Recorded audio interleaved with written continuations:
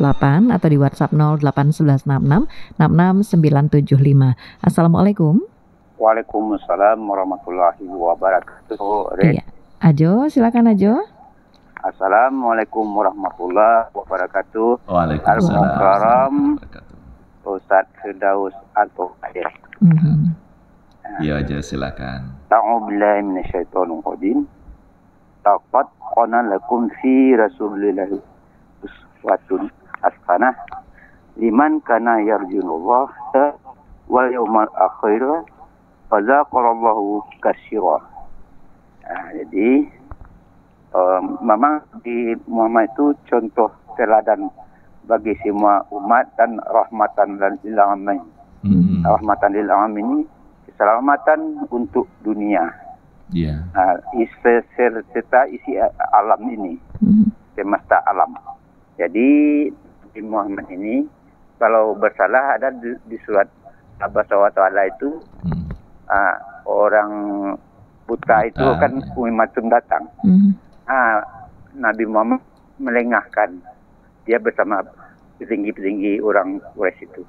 Jadi Nabi ini kalau salah langsung ditegur oleh Allah. Jadi begitulah keteladanan Nabi ini contoh oleh kita.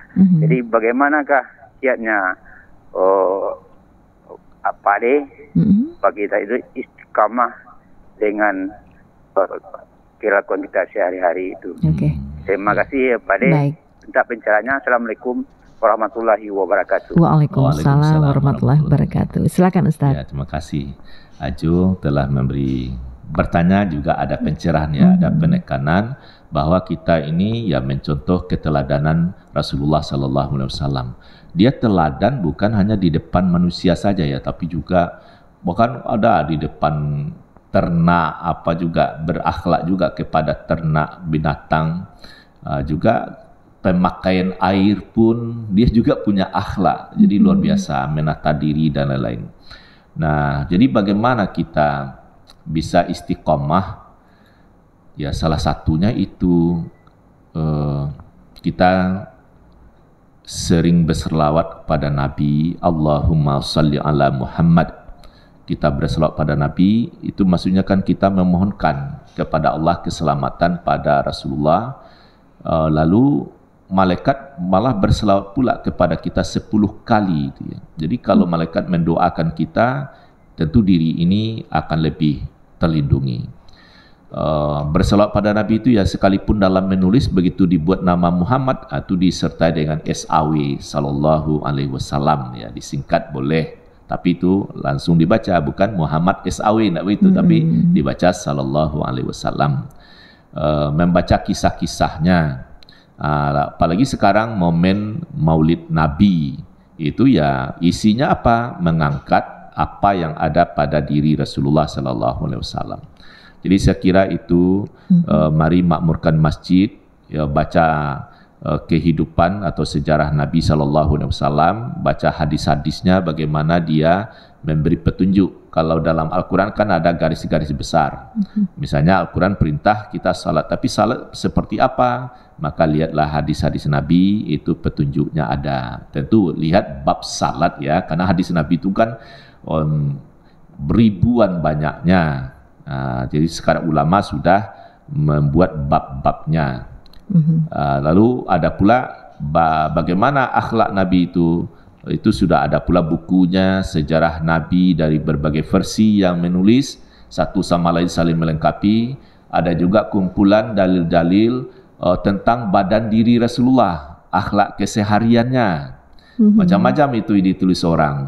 Jadi ada saja buku berkaitan dengan Nabi SAW ya, bersemangatlah untuk membacanya, walaupun belum tamat misalnya, tapi ada kemauan kita membaca bertahap. Mungkin itu diantaranya, banyak lagi kiat yang lain. Baik Ustaz, kita akan terima kembali Ustaz di telepon 812878 atau di WhatsApp 08116666975 serta di RRI Digital. Saya bacakan di WhatsApp ya Ustaz. Ya. Assalamualaikum, saya Ismu dari Lubuk Linggau. Selamat pagi Pak Ismu, monitor lewat apa nih Pak Ismu kira-kira ya? Oke, mudah-mudahan nanti Jawabannya juga lengkap ya Pak Ismu. Ini mau bertanya, maaf kalau tidak pas tema nih Ustadz. Ini membaca surah Al-Kafirun dan Al-Ikhlas di sholat qobliyah subuh dan ba'diyah maghrib sesudah sholat atau apa pas sholat? Pas sholat. Itu dari Pak Ismu di Lubuk Linggau. Silakan Ustadz. Oh ya, kan membaca kalau Nabi itu lebih populer sholat maghrib rakaat pertama sesudah Al-Fatihah, Qul ya ayyuhal kafirun. Rakaat kedua, Qul huwallahu ahad. Ya, itu ya. Sudah itu juga waktu Nabi, jadi tadi itu apa, kalau salat wajib maghrib. Oke ya, karena maghrib itu waktunya pendek. Tapi bukan harus itu saja waktu maghrib. Nah, ini paling tidak sunnahnya adalah maghrib ayatnya lebih pendek. Nabi salat sebelum salat subuh, qabliyah subuh atau salat sunat fajar. Nabi begitu azan selesai oleh Ibnu Ummi Maktum, azan kedua ya, karena pagi itu azan 2 kali. Pertama kan Bilal bin Rabah, yang kedua Ibnu Ummi Maktum. Nah, karena rumah Nabi dekat, selesai azan subuh waktu masuk, Nabi salat sunat fajar di rumahnya. Salat sunat fajar itu sama dengan salat sebelum salat subuh ya. Rakaat pertama Qul ya ayyuhal kafirun, rakaat kedua Qul huwallahu ahad. Jadi begitu selesai Nabi langsung masjid. Sudah sampai di masjid apa? Iqamat. Karena rumah Nabi itu kan dekat, hanya 3 langkahan saja sudah sampai di masjid. Berarti ada sunnahnya itu dibaca waktu salat sebelum salat subuh. Dalam manasik haji, selesai tawaf ya putaran ke-7 itu disunahkan mendekati makam Ibrahim, lalu di belakangnya kan Ka'bah, terus makam Ibrahim atau di belakangnya disunahkan salat 2 rakaat. Rakaat pertamanya itu pula Qul ya ayyuhal kafirun, rakaat kedua Qul huwallahu ahad. Lalu berdoa, mendekat ke multazam, dan sudah itu silakan mencari air zam-zam untuk minum. Baik, itu untuk Pak Ismu di Lubuk Linggau. Nah, saya tadi bertanya mendengarkan lewat apa, monitor lewat apa, ternyata lewat streaming nih, Ustaz, di rri.co.id. Terima kasih Pak Ismu, boleh juga di RRI Digital nih, jadi bisa lihat kita langsung di studio ya Ustaz.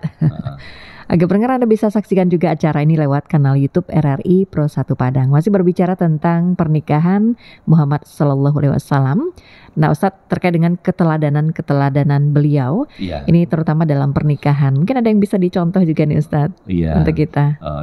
Dalam pernikahannya itu sederhana, meriah, tidak berbelit-belit. Jadi langsung poinnya apa gitu ya. Melamar dan menikah itu. Jadi tidak bolak-balik. Jadi efektif waktunya. Dan tidak pula disebutkan ada musik-musik.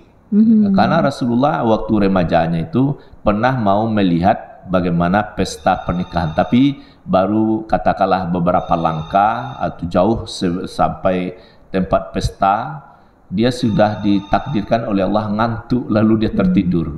Bangunnya itu sudah pagi, matahari pun sudah mulai menyengat.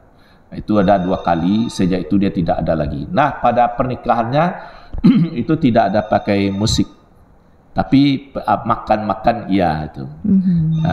Sebab ini kalau soal musik tentu ada juga pembahasannya. Cuman untuk sekarang saya pikir kalaupun ada hiburan, misalnya ya di kompleks, cukuplah suara musiknya itu menenggang untuk hadirin ya. Jangan pula sampai mengganggu tetangga jauh sebelah menyebelah ya, sampai pula ke RT berikutnya kedengaran juga. Alhamdulillah beberapa kompleks saya temukan ternyata ada musik, di luarnya tidak kedengaran, tapi kalau hadir di di lokasi baru bisa menikmati. Baik, Ustaz, kita kembali ke telepon dulu ya Ustaz. Oh ya, boleh. Assalamualaikum. Waalaikumsalam. Iya, dengan siapa di mana Bapak? Ini Black ini subuh Bombaka. Iya, Mutiara Pagi. Ini Black Tiger di mana ini? Di Tunggul Hitam. Di Tunggul Hitam. Silakan pertanyaannya ini ya. Ini Pertanyaannya ini tapi hari mana aku dengar? Soalnya aku nggak nengok gitu ya. Soalnya gini.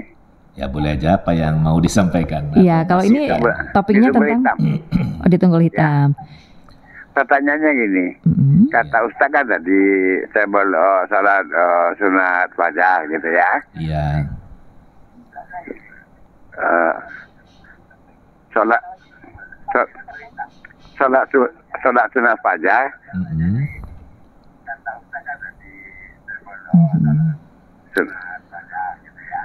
Nah, jadi setelah azan atau sesudah azan gitu. Kan memang sebelum subuh. Iya. Tapi sebelum azan atau sesudah azan gitu loh. Iya. Baik, terima kasih ini ya. Ya, apanya sudah bisa saya tangkap. Terima kasih. Oke, terima kasih Bu ya. Sama-sama. Ya. Ini ya Black Tiger. Waalaikumsalam warahmatullahi wabarakatuh. Silakan Ustaz. Ya, firman Allah, aqimis salata liduluki syamsi ila ghasaqil laili wa qur'anal fajri. Inna qur'anal fajri kana mashhuda. Bani Israel 78. Terjemahan terakhirnya itu, dirikalah salat subuh, sesungguhnya salat subuh disaksikan. Sebenarnya tidak ada kata subuh di situ, yang ada kata fajar. Kalau kata fajri diterjemahkan dengan fajar, maka artinya dirikalah salat fajar, sesungguhnya salat fajar disaksikan. Nah, perlu dipahami, yang dikatakan salat fajar adalah salat subuh. Tapi orang Indonesia menyebutnya salat subuh. Kalau Mekah, Madinah, dan banyak negara, itu negara lain maksudnya ya. Tapi kalau di sekitar Melayu, Malaysia, Brunei, Singapura, Thailand itu masih banyak menyebutnya subuh. Jadi apa itu salat fajar? Begitu fajar terbit, azan dikumandangkan, lalu salat sunat, maka disebut salat sunat fajar. Oke. Sudah selesai salat sunat 2 rakaat, iqamat. Maka salat sesudah iqamat itu namanya salat fajar. Tapi kita orang Indonesia menyebutnya salat subuh. Oke ya. Nah, kalau di kalender Arab Saudi, Ummul Qura, jadwal salatnya fajar, zuhur, asar, maghrib, isya. Di jam digital, jadwal salat baik Mekah, Madinah, jadwal salatnya apa? Fajar, zuhur, asar, maghrib, isya. Jadi, kapan salat fajar itu dilakukan? Ya terbit fajar dulu, azan. Sudah azan, salat sunat. Itu disebut salat sunat fajar. Itu yang pahalanya melebihi, keutamaannya melebihi dunia beserta isinya. Jangan ada salat sunat fajar sebelum waktu subuh masuk. Kalau waktu subuh belum masuk, itu wilayah waktu untuk bertahajud dan witir bagi yang belum. Nah, itu ya. Jadi apa itu salat sunat fajar? Adalah salat sunat subuh. Okay. Apa itu salat subuh? Itulah dia salat fajar. Fajar. Iya, itu untuk Inya Black Tiger di Tunggul Hitam. Saya lihat di RRI Digital juga Ustadz, saya sudah balas juga tadi chatnya. Ada Pak Santoso juga. Pak Santos, selamat pagi. Kemudian Pak Yusrizal biasanya juga selalu setia nih Ustadz. Kita kembali ke telepon. Assalamualaikum. Waalaikumsalam. Ada tambahan aja silahkan pertanyaannya Jo. Sekarang kan semaraknya orang nikah di masjid. Oh iya. Bajunya itu 3 meter ke belakangnya. Sesudah itu dipersandingkan dekat-dekat. Sambil belum mahram. Sedangkan Nabi dengan Khadijah itu saya tahu hadis kita kan dia disuruhkan tuh ditaruh di belakang. Yang menghijab kabul kan bapak pamannya. Jadi Khadijah itu tidak ada bersanding dengan Nabi untuk nikah itu. Sekarang kan banyak tuh di persandingan memang kayak itu caranya. Ini kan etika kita di masjid nih Ustaz. Minta pencerahannya. Yang kedua, bagaimanakah pakainya itu sampai 3 meter itu kan mubazir itu. Terima kasih Pak De. Terima kasih Ajo. Assalamualaikum warahmatullahi wabarakatuh. Waalaikumsalam warahmatullahi wabarakatuh. Nah, kalau ini bagaimana Ustaz? Ya harus dirumuskan lah ya. Bagaimana kalau pernikahan itu pendekatan sunnahnya seperti apa? Kalau menghadirkan pengantin perempuan supaya ada tingkat keterus-terangan, itu sepertinya majelis ulama tidak ada larangan, berarti itu boleh ya selama adabnya dijaga. Cuman tampilan ini kadang pakaian terlalu ketat, terus berlebih-lebihan dalamnya sehingga apa. Nah kalau misalnya ya supaya tampak lebih meriah kan, pentas dengan masjid kan tidak sama ya. Gedung pertemuan atau gedung untuk acara pesta kan tidak sama dengan masjid, karena di masjid itu juga ada adab-adabnya gitu, ada adab-adabnya. Bahkan sebelum duduk di masjid kan disunahkan salat. Nah kalau misalnya pakaian pengantin sudah sedemikian, bagaimana dia bisa salat walaupun hukumnya sunat ya, tapi adabnya sudah tidak masuk.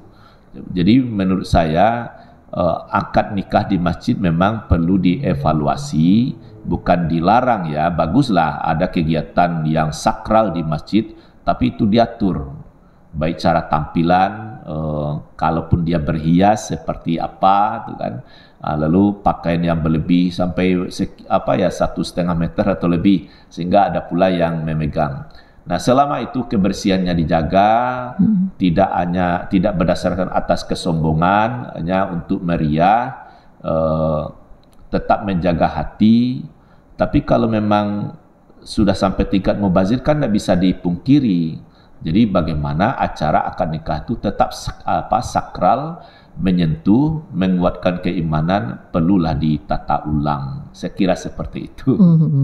Iya, itu untuk ajaun yang termasuk tadi yang pakaian yang ini Ustadz ya, terlalu berlebihan mungkin bahan-bahan yang digunakan. Oke baik, berbicara masih tentang pernikahan Muhammad SAW, kita bersama Ustadz Dr. Haji Firdaus MHI. Anda masih bisa bergabung di telepon 812878 atau di WhatsApp 08196666975. Di RRI Digital juga selamat pagi kembali yang sudah bergabung. Ada beberapa tadi yang bergabung. Dan kalau berbicara tentang mungkin keteladanan tadi seperti yang pertanyaan saya di awal ya Ustadz, ini dalam menjalankan pernikahan, setelah menikah menjalani pernikahan ini agar rumah tangga itu memang berjalan lancar ya Ustadz. Tentu ada adab-adab juga yang perlu dijaga. Itu bagaimana Ustadz? Firman Allah itu terkenal ya, populer kalau orang mengundang di kartu undang itu ditampilkan ayat. Ada yang menampilkan dengan ayat beserta terjemah, ada terjemahnya saja. Surat Ar-Rum surat ke-30 ayat 21 ya. Wa min ayatihi wa min ayatihi, tunggu saya ini dia. Wa min ayatihi an khalaqalakum min anfusikum azwajal litaskunu ilaiha wa ja'ala bainakum mawaddatan wa rahmah.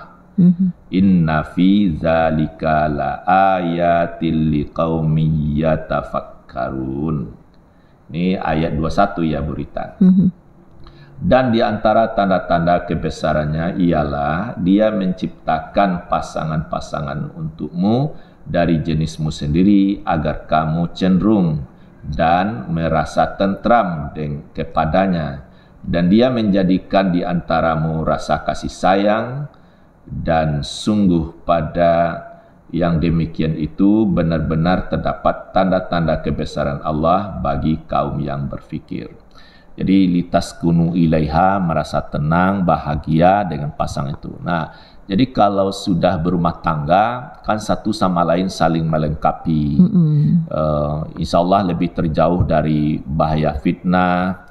Terus kalau dulu semangatnya katakanlah nilainya biasa-biasa saja, setelah menikah lebih meningkat, lebih dewasa, lebih bijaksana, lebih arif. Bahkan dengan menikah itu disebut juga sudah menjalankan separuh nilai agama. Baik. Oke Ustadz, kita kembali ke WhatsApp ya Ustadz yang sudah masuk juga. Ini selamat pagi dari Rani Aneva dari Lubuk Selasih, Solo. Ingin bertanya, apa saja nilai-nilai edukatif dalam pernikahan Rasulullah SAW dan apa saja hikmah pernikahan Rasulullah dengan istri beliau Syaidah Aisyah yang berusia muda pada waktu itu? Silakan Ustadz. Iya, dia kan Muhammad berumur 25, sedangkan Khadijah sudah 40. Berarti apa ya, kalau nilainya banyak sekali, bahwa Khadijah dia sangat menjaga diri, kesucian dirinya, bahaya dari fitnah. Sudah itu Allah memperlihatkan, walaupun seseorang sudah menutup pintu hati dalam tanda petik ya, sebab banyak orang yang melamarnya, dia tolak semua, dia tolak. Tapi begitu berhadapan dengan Muhammad SAW, malah pintu hatinya jadi terbuka karena ada kepemimpinan. Jadi bukan karena gejolak hawa nafsu. Kalau nafsu itu kan ngikut saja ya. Ada nilai di sana diperlihatkan. Sudah itu pada diri Khadijah, walaupun dia sudah tua, kenapa terlihat lebih awet muda? Karena dia tidak kikir, dia suka membantu. Masyarakat senang kepada dia. Jadi kalau orang senang, pikiran lapang, itu lebih awet muda, lebih hemat wajah ya. Coba kalau kikir, mulut kasar, prasangka buruk, itu bisa cepat tua. Jadi itu juga. Nah, Muhammad walaupun dia muda, tapi karena dia berwibawa, bukan terlihat seperti anak-anak remaja, tapi dia pada dirinya itu ada kepemimpinan. Makanya Khadijah Allah bukakan pintu hatinya untuk berjodoh. Nah, lalu Allah memperlihatkan, walaupun Khadijah waktu itu berumur sudah 40 tahun, karena dia sehat, ya mampu melahirkan anak sebanyak 6 orang ya. 2 laki-laki, 4 perempuan. Memang laki-laki meninggal dalam usia dini, sedangkan yang perempuan sampai menikah. Nah, yang perempuan pun juga umurnya pendek. 3 orang meninggal sebelum Rasulullah meninggal. Yang agak panjang umurnya adalah yang bungsu, Fatimah. Dia meninggal setelah Rasulullah. Itu pun juga tidak lama, 6 bulan setelah Rasul meninggal, dia juga meninggal. Jadi Allah perlihatkan begitu. Kemudian Rasulullah tidak pernah poligami selama 25 tahun itu ya. Hanya memang dengan Khadijah. Baru Nabi menikah dengan perempuan lain setelah Khadijah meninggal. Dan Rasulullah menikah dengan perempuan-perempuan sesudah itu bukan pula karena gejolak hawa nafsu, tapi ada nilai dakwah, ada nilai politik, sehingga setelah dia menikahi seseorang, katakanlah dia janda, ditinggalkan suaminya atau diusir oleh keluarganya, setelah Rasulullah menikahinya sampai berbondong-bondong, semua keluarganya masuk Islam dan lain-lain. Banyak sekali kisah tentang itu. Oke. Baik, terima kasih Ustadz. Ini sayang sekali karena keterbatasan waktu kita ini, mohon maaf pendengar, jadi tidak bisa terima kembali di telepon 8122878. Kita ke kesimpulan perbincangan, terutama yang baru bergabung mungkin nanti bisa lihat lagi secara lebih lengkap di kanal YouTube RRI Pro 1 Padang tentang pernikahan Muhammad SAW. Silakan Ustadz. Ya, pernikahan Muhammad SAW memang perjalanannya singkat ya. Diawali dengan pertemuan Khadijah dengan Muhammad SAW, karena pada wajahnya itu terlihat kejujuran. Tidak ada goresan sedikit pun yang mengundang pertanyaan ini jujur atau tidak. Jadi langsung yakin, ternyata terbukti dia pintar berdagang, jujur, keuntungan itu berganda. Karena apa yang diajarkan dalam berdagang, dia melebihi daripada yang Khadijah ajarkan. Misalnya waktu habis dagangannya di kota pedagang itu, dia bukan membawa uang saja pulang, tapi dia beli pula barang di sana yang berkualitas sehingga bisa pula dijual di Mekah. Jadi untung tuh pulang pergi. Terus terangan orang-orang Arab Quraisy ini ya luar biasa. Dia menyampaikan apa adanya, dan peran dari Abu Talib penuh tulus kasih sayang. Bagaimana Muhammad ke depan tentu tidak bersama, dia tidak mengusir supaya Muhammad tidak dengan dia, tapi ini kewajiban seorang paman, janganlah dia dibiarkan tidak berkeluarga padahal usianya sudah dewasa. Maka caranya itu dia suruh berdagang, dan ternyata ya satu dihadang, kiranya ada 2-3 yang tercapai. Mungkin peribahasanya sekali mendayung 2-3 pulau terlampau. Jadi dia pintar berdagang, dia berjodoh, terus dia mendapat kehormatan yang tinggi karena dia menikah dengan Khadijah itu menambah tinggi nilai karena pertemuan dua bangsawan satu sama lain itu saling dukung-mendukung. Jadi soal perjodohan ini memang diupayakan berimbang ya. Berimbang, bahkan kata guru saya berita, kata Dr. Zulkarnaini juga berimbang secara fisik. Idealnya kalau dapat, misalnya kata beliau, hendaklah laki-laki fisiknya lebih tinggi daripada mempelai perempuan. Misalnya kalau dia berfoto, dia gandengan, itu akan tampak lebih serasi. Tapi kalau rendah bukan salah, cuman kan nanti ditambah pula kalau dia foto nanti ditinggikan suaminya dan seterusnya. Artinya selagi bisa apa yang bisa diidealkan, diidealkanlah itu. Oke. Baik, nah itu tentang pernikahan Muhammad Sallallahu Alaihi Wasallam ya Ustadz. Baik, Ustadz terima kasih banyak sudah memberikan tambahan wawasan pagi hari ini ya Ustadz. Semoga bermanfaat dan juga menjadi nilai ibadah nih bagi Ustadz hari ini. Amin. Amin. Terima kasih juga Ajo Uniang di Kampus Unan, kemudian ada Pak Ismu tadi di Lubuk Linggau, Inya Black Tiger di Tunggul Hitam, kemudian kemudian Pak Santos di Padang, ada Pak Yusrizal juga di Padang lewat RRI Digital ini Ustadz. Dan pendengar Anda bisa saksikan kembali secara lengkap penjelasan narasumber kita Ustadz Dr. Haji Firdaus MHI di kanal YouTube RRI Pro 1 Padang tadi tentang pernikahan Muhammad Sallallahu Alaihi Wasallam. Dan kita akan segera jelang tepat pukul 6 waktu Indonesia Barat, saatnya saya segera sampaikan Warta Berita Daerah.